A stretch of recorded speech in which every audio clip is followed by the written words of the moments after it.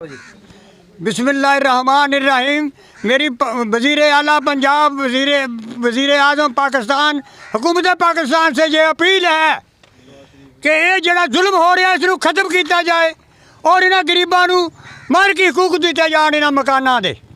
और असल हकीकत ये है कि 2003 दे विच इन्हां नूं अलाटमेंट जरूर होई है जफर महमूद नूं, लेकिन इसने की कीता मुरब्बा नंबर 50 दे विच दरखास्त दी, अपील की। रेवन्यू बोर्ड लाहौर ने वो अपील इसकी कैंसल कर दी कि तेनू मुतबादल मुरब्बा नंबर 24 मिलेगी। मुरब्बा नंबर 50 49 48 तेनू इतने आबादी है, तेनू इतने अलाटमेंट नहीं हो सकती।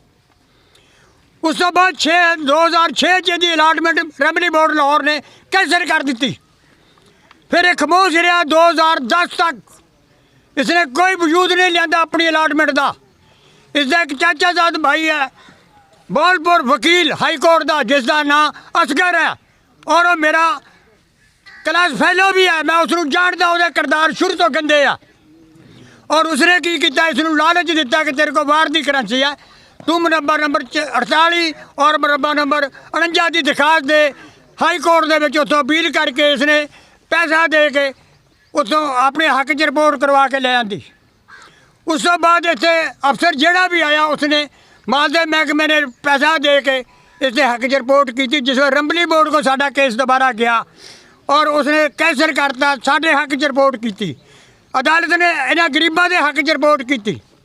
इस आदमी महकमा पुलिस भी सुन लै, मैं हकीकत बयान कर रहा, हुकूमत भी सुन लै और महकमा पुलिस महकमा माल ये मेरा बयान सुन लैन। मैं असल हकीकत रिपोर्ट कर रहा, ये बयान कर रहा। ये इस हकीकत बयान पढ़ के मेरा फिर फैसला कर देना गरीबों के हक च। और उस तो बाद इसने की किया, जब महकमा माल ने ना इन्हों के आन के मकान ढाए, मौके पर आबादी सी, एक कच्ची आबादी शामिल है। उस तो बाद की किया गया, इन्हें पुलिस का सहारा लिया, पुलिस को जाके 4 लाख रुपया DSP को दिता। और उस तो बाद इन्हें रात को लिया के पुलिस इन्होंने घर के बच्चे औरतें इन्हों गरीबों दियाँ खौफजदा कीतियां। उस तो बाद पुलिस भी पिछे हट गई।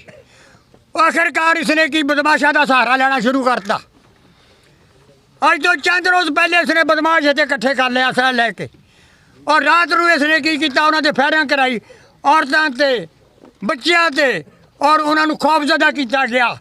और दोबारा AC साहब को गया जो मौके का AC है चिश्तिया का, और गैब ना आया, इसके नाल किसी को पता नहीं, खुफिया आया आन के इसके हक च रिपोर्ट करके लै गया। किसी गरीब आदमी मकान वाले नहीं मिलिया, वो आन के इतने साढ़े सामने दसे कि किहड़ी गैर आबाद जगह है जी उन्हें लिखी है। इतने सारे लोगों के घर आबाद आ, छोटे छोटे बच्चे इन्होंने उन्होंने मूँह च रोज़ी खो के अपने मकान तैयार किए। अगर हुकूमत ढाँदी है तो पूरी आबादी जाए 2 मुरब्बियां की, इन्हां गरीबों के घर क्यों ढाँदी है? वो कोई घर ये बर्बाद किया जाए। जी हकीकत है सलाह थोड़ा मैं दस दी कि यदि अलाटमेंट हुई 3 बंदियां नूं अलाटमेंट हुई सी।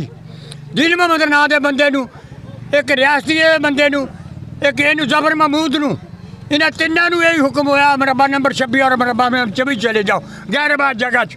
लेकिन ये आबाद करने की बजाय इतने गरीबों के उत्ते दरखास्तां दे रहे, पैसा जाया करना है। इसका मतलब ये नहीं कि गैर करेंसी ये कोल है तो गरीबों को मार देवे, उन्होंने बच्चे खो देवे।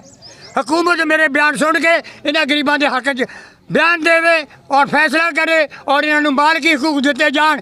अस्सलाम वालेकुम। वज़ीर आज़म पाकिस्तान जिंदाबाद।